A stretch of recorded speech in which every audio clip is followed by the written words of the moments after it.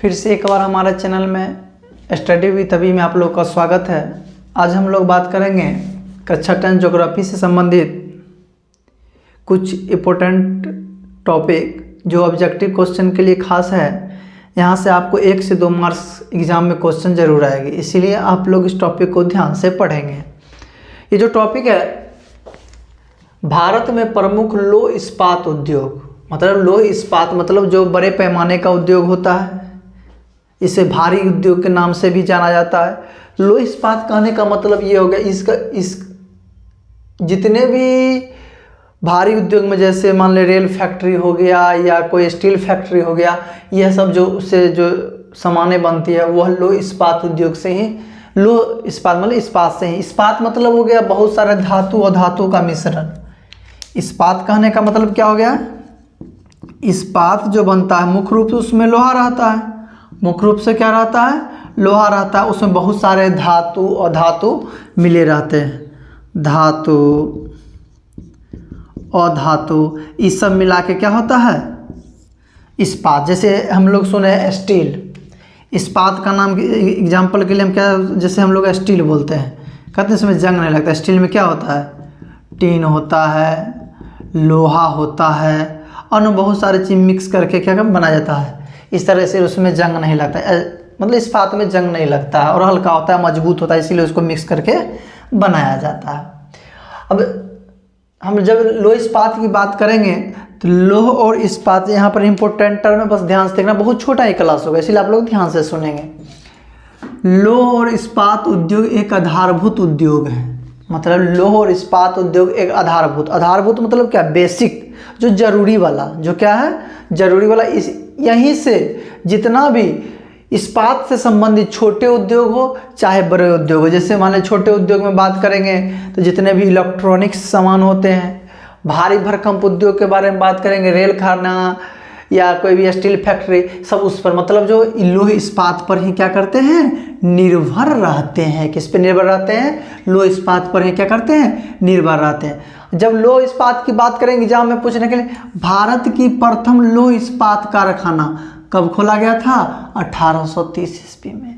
भारत की प्रथम लौह इस्पात कारखाना कब खोला गया था, 1830 ईस्वी में। और कहाँ खोला गया था, तो तमिलनाडु में खोला गया था। कहाँ खोला गया था, तमिलनाडु में खोला गया था। और जगह का क्या नाम है, पोर्टो नोवा, जो एग्जाम में आता है, और ये हर एक बार नहीं पूछता है, 2-3 साल पर रिपीट करता है। मतलब 40 नंबर ऑब्जेक्टिव एग्जाम होता है, 40 मार्क्स का जो ऑब्जेक्टिव एग्जाम होता है, 40 का आपको सब्जेक्टिव एग्जाम होता है और 20 मार्क्स जो रहता है प्रैक्टिकल रहता है। क्या रहता है, प्रैक्टिकल रहता है। ये तो आपके हाथ में फुल मार्क्स मिलेगा, नहीं तो 18, 19, 20 रखा हुआ है। ये 40 मार्क्स जो ऑब्जेक्टिव होते हैं, इसमें से तो देखिए 30 से 35 सभी लोग बना लेते हैं। 30 से 35 क्या करते हैं, सभी लोग मार्क्स ला लेते हैं ऑब्जेक्टिव में, 30 से 35।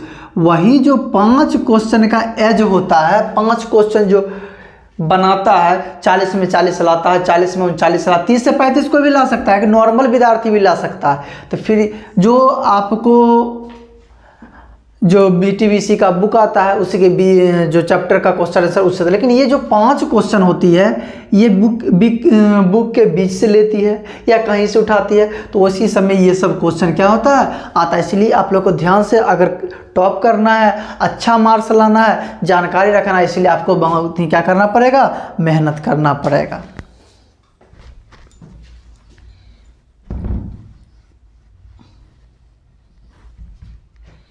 चलिए हम लोग बात कर रहे थे, तो भारत का प्रथम लौह इस्पात कारखाना कब खोला गया था, 1830 में खोला गया था। केवल ध्यान से सुनना है, कब खोला गया था, 1830 में खोला गया था। और कौन सी जगह पर, पोर्टो नोवा, और किस राज्य में था, तमिलनाडु में था। लेकिन उसके बाद जो भारत में खोला गया था, हम यहाँ नहीं लिखे, इंपॉर्टेंट है, ये है भारतीय लोहा इस्पात संयंत्र, बर्नपुर में। कहाँ में है, बर्नपुर में है। कहाँ में है, बर्नपुर में है। ये कहाँ में है, बर्नपुर, पश्चिम बंगाल में है। यह भारत का आधुनिक, ये क्या था, आधुनिक इस्पात संयंत्र था भारत का। ये लगभग 1800 कुछ में खोला गया था, 64 के आसपास में, देखेंगे तो बताएंगे। चलिए हम आगे बात करते हैं। और भारत में बड़े पैमाने पर ये जो खोला गया था बंद हो गया, मतलब ये जो खोला गया प्रथम कारखाना ये क्या हो गया, बंद हो गया। तो कल नाम का केवल ये हो, उसका भारत में बड़े पैमाने पर बहुत बड़ा उद्योग लोह इस्पात का वो 1907 ईस्वी में खोला गया। कब खोला गया? 1907 ईस्वी में। और इसका नाम क्या था? टिस्को। टी मतलब टाटा, टी आई से टाटा, आयरन, आई से आयरन एंड स्टील, सीओ से कंपनी। मतलब टिस्को किसको बोलते हैं? Tata iron and steel company. कहाँ में खोला गया था? साकची में। साकची कहाँ? झारखंड में स्थापित। लेकिन जब यह स्थापित हुआ था तो ये बिहार में था। तब स्थापित हुआ था कहाँ था? बिहार में। ध्यान देखिए, एक क्वेश्चन से बहुत सारा क्वेश्चन ऑब्जेक्टिव। 1907 में साक्षी झारखंड, बाद में कला 1907 में बिहार ही था। बिहार से दूगो राज्य अलग हुआ, एगो था कौन सा? उड़ीसा। दूसरा कौन है? झारखंड। दूसरा कौन सा है? झारखंड। उड़ीसा कब अलग हुआ? 1936 में। झारखंड कब अलग हुआ? 2000 में। झारखंड कब हुआ अलग? 2000 में। 15 नवंबर को अलग हुआ। कब हुआ? 15 नवंबर। तो अलग हो गया तो क्या चला गया। और साकची का ही नया नाम कौन सा है? जमशेदपुर है। तो आपसे पूछ सकता है Tata iron and steel company कहाँ में है? साकची। या क्या हो जाएगा? जमशेदपुर। क्योंकि ये जो Tata iron and steel company का स्थापना किसने किया था? जमदेश जी टाटा ने किया था। जमदेश जी टाटा ने किया था, इसलिए इस जगह का नाम साकची का बदल क्या कर गया?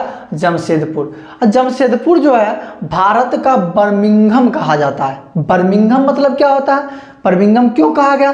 बर्मिंघम जो है एक इंग्लैंड का शहर है। बर्मिंघम एक किसका शहर है? इंग्लैंड का शहर है।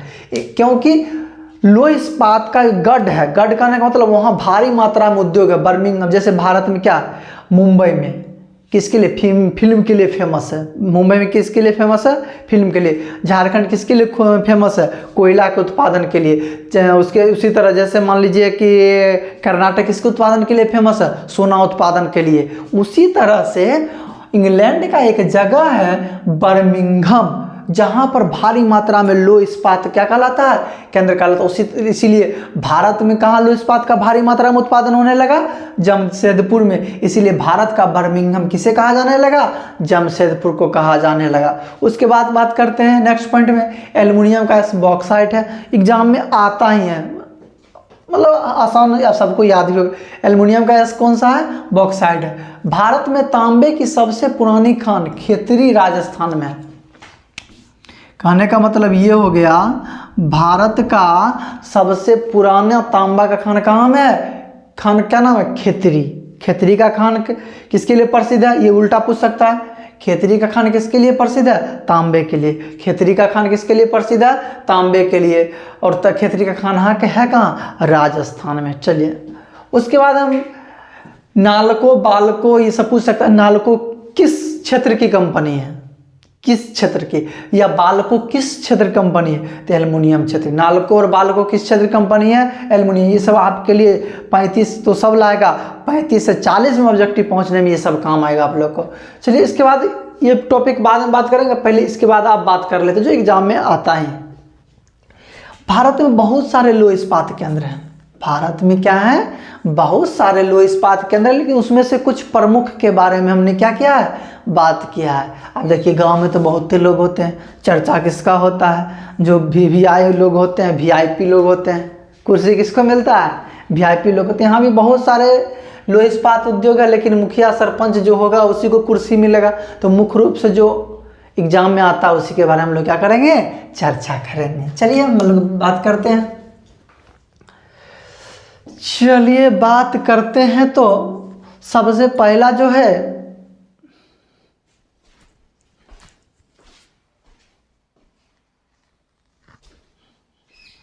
सबसे पहला देखिएगा, 4 ऐसे इस्पात केंद्र हैं जो दूसरे देश की सहायता से बनाया गया। 4 ऐसे इस्पात केंद्र है जो क्या किसी न किसी देश के सहायता से बनाया गया। तो पहला दिया हुआ वो लिखे हैं भिलाई लोह एवं इस्पात केंद्र। पहला कौन सा है? भिलाई लोह एवं इस्पात केंद्र, जो कहाँ में? जगह का नाम भी भिलाई, मतलब भिलाई नामक जगह पर है। और किस राज्य में पड़ता है? छत्तीसगढ़ में पड़ता है। किस राज्य में पड़ता है? छत्तीसगढ़। और भिलाई किसके सहायता से हुआ था? रूस के सहायता से बना था। भिलाई लोह इस्पात संयंत्र किसके सहायता से बना था? रूस के सहायता से बनाया गया था। पूछ सकता है भिलाई लोह इस्पात संयंत्र किस देश की सहायता से बनाया गया, सहयोग से बनाया गया? तो रूस के सहयोग से बनाया। किसके सहयोग से बनाया गया? रूस के सहयोग से। दूसरा है राउरकेला। राउरकेला कहाँ है? उड़ीसा में। राउरकेला कहाँ में? उड़ीसा। राउरकेला इस्पात केंद्र तो उड़ीसा में है। और किसकी सहायता से बनाया गया? जर्मनी के सहायता से। राउरकेला इस्पात केंद्र किसके सहायता से बनाया गया? जर्मनी के सहायता से बनाया गया। तीसरा है दुर्गापुर। तीसरा कौन सा है? दुर्गापुर। दुर्गापुर कहाँ में है? बंगाल में है। दुर्गापुर संयंत्र कहाँ है? बंगाल में। दुर्गापुर किसके सहायता से बनाया गया? ब्रिटेन के सहायता से। दुर्गापुर इस्पात संयंत्र किसके सहायता से बनाया गया? ब्रिटेन। देखिए ये सब याद करने की चीज़ नहीं है, 10 दिन में एक बार पलट के देख लेना है। ये सब याद करने की चीज़ नहीं, क्या करना है? रिवाइज बराबर करते रहता। आप कभी बैठे हुए घूमते फिरते अपना एक बार 10 दिन पे एक बार पेज पलट लीजिए, सप्ताह में एक बार रीड कर लीजिए, आपको याद रहेगा। याद कीजिएगा तो समय व्यर्थ होगा, याद करने की चाहिए। चौथा है बोकारो। बोकारो कहाँ है? बोकारो किसके लिए प्रसिद्ध है? खान। बोकारो तो वह कोयला के लिए प्रसिद्ध है। लेकिन बोकारो इस्पात संयंत्र कहाँ में है? झारखंड में। और ये किसके देश से? रूस। रूस की सहायता से दुगो बना है, भिलाई और बोकारो। कौन सा? भिलाई। और कुछ अन्य भारत की प्रमुख लोह इस्पात केंद्र: सेलम इस्पात केंद्र तमिलनाडु। सेलम इस्पात केंद्र तमिलनाडु। भारतीय लौह और इस्पात केंद्र बर्नपुर। जो भारत का सफल कारखाना, पहला सफल कारखाना कौन था भारत का? देखिए पहला तो ये था लेकिन असफल हो गया 1830 वाला। लेकिन भारत का सफल पूछेगा तो कौन हो जाएगा? भारतीय लौह और इस्पात केंद्र बर्नपुर आधुनिक। विश्वेश्वरैया लौह इस्पात केंद्र कहाँ में, किस राज्य में है? भद्रावती कर्नाटक। विश्वेश्वरैया लौह इस्पात केंद्र कहाँ है? भद्रावती कर्नाटक। उसी तरह से एक और है विजयनगर। विजयनगर इस्पात केंद्र कहाँ में है? उसी भद्रावती में नहीं, लेकिन विजयनगर भी कहाँ में है? कर्नाटक में। चलिए एक टर्म छूटा हुआ था, इसके बारे में हम लोग बात कर लेते हैं। एक शब्द है सेल। एक शब्द है कौन सा? सेल। सेल मतलब होता है एस स्टील, ए से अथॉरिटी ऑफ इंडिया। आई से क्या हो जाएगा? इंडिया। एल से होता है लिमिटेड, होता है स्टील अथॉरिटी ऑफ इंडिया। तो सेल क्या करता है कि जितने भी अलग अलग ये जो सरकारी इस्पात उद्योग है सबको एक साथ चलाना, मैनेजमेंट जिसको कहते हैं, मतलब सेल के ही हाथों में रहता है कि उसका कंपनी जो इस्पात केंद्र है उसका संचालन कैसे होगा, प्रबंधन कैसे होगा, कैसे मतलब कंपनी को चलाने का काम कौन करती है? एक संस्था है सेल। और सेल की स्थापना कब हुआ था? 1973 ईस्वी में। इस टॉपिक में इतना ही। और इस वीडियो को लाइक करें, शेयर करें और चैनल को सब्सक्राइब जरूर करें। चैनल को क्या करें? सब्सक्राइब जरूर करें और हमको सपोर्ट करें, प्यार बनाए रखें। और इसी तरह मैं कोशिश करूँगा अच्छे से अच्छे वीडियो बनाए जाए।